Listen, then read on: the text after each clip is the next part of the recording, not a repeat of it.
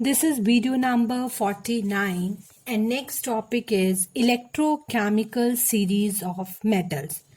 Students, as you know, metals lose electrons from the outermost shell and they form positive ion.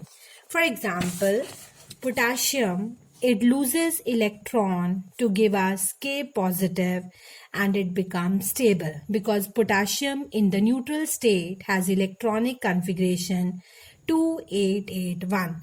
After losing electron, it becomes 2, 8 and 8, that is, it obeys octet rule. So the tendency of the metal to lose electron, it varies from metal to metal. Based upon that, the metallic elements are arranged in decreasing order of the tendency to lose electron, and they are arranged in a series. That series is known as electrochemical series.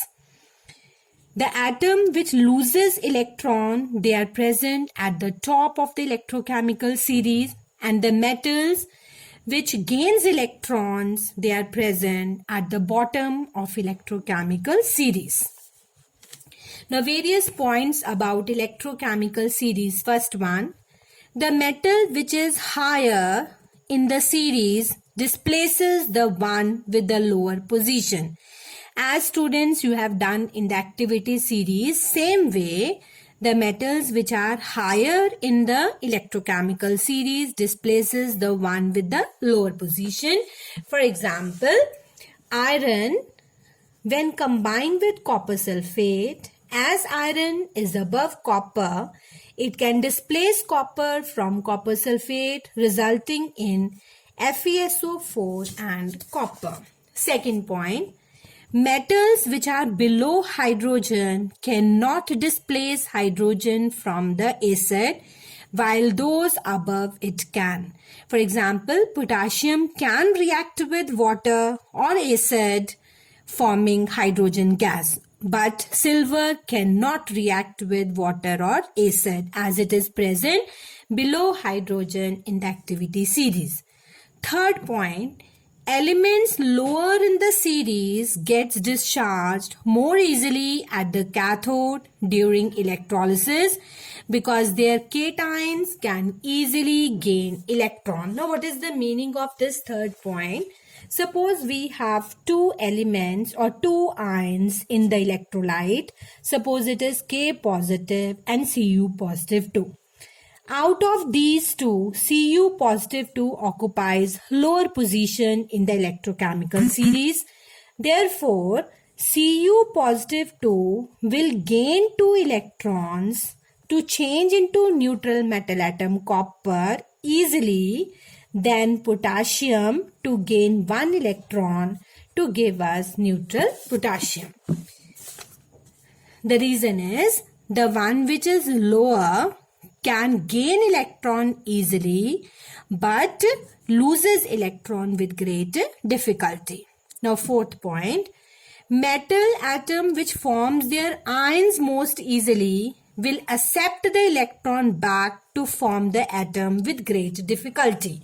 Now, what is the meaning of this? For example, take the case of potassium. Potassium, which is present at the top of the electrochemical series, loses electron very easily to change into positive ion and become stable. But this positively charged potassium cannot gain electron easily to change into neutral atom. Forming positive ion is very easy, but forming a neutral atom is difficult. So the upper one will lose electron and the lower one will gain electron. Fifth point, hydrogen has some properties of metals to form a positive ion. That is why it is included in the electrochemical series of metals. Same way, there is a series for the anion also, by which the anion, it loses electron and changes into neutral atom after moving towards the anode. And the series of increasing ease of discharge increases as we move down the electrochemical series. For example, Out of SO4 minus 2 and OH negative will lose electron more easily than SO4 minus 2. Now next is the factors for the selective discharge of ions at electrodes. These are very important in the process of electrolysis. So first factor is the relative position of ions in the electrochemical series. Just now we have discussed the element or the ion which is lower in the electrochemical series will be discharged first. And I gave you the example of copper only. Copper ion will gain electron more easily to change into neutral atom as it is lower in the electrochemical series. So B part is a relative concentration of the ions. Now what is the meaning of this line? Relative concentration means suppose on one side we have aqueous sodium chloride and on other side we have concentrated sodium chloride. Aqueous sodium chloride will dissociate to give us Na positive and Cl negative. As water is also present, so that will also dissociate to give us H positive and OH negative. But in concentrated NaCl, as the concentration of NaCl is more than water, so they will dissociate to give us more amount of ions. Therefore, out of Na positive and H positive, as H positive is lower in the electrochemical series, it will be discharged first. But on the other hand, out of Cl negative and OH negative, due to more concentration of Cl negative, it will be discharged more easily to change into chlorine gas rather than OH negative due to the concentration of Cl negative. Third factor is nature of the electrodes. Electrodes used in the process of electrolysis are of two types. One is inert, another one is active.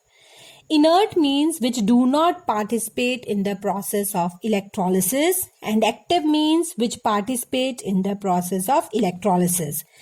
If the electrode is inert, then the process of electrolysis will take place in the usual manner. But if it is an active electrode, then what will happen? Active electrode will lose electron. For example, if the electrode is made up of copper, copper will lose electron and changes into copper ion, and this will move towards the cathode. In detail, this topic we will do ahead in different examples related to the process of electrolysis. So with this, factors are completed. Thank you.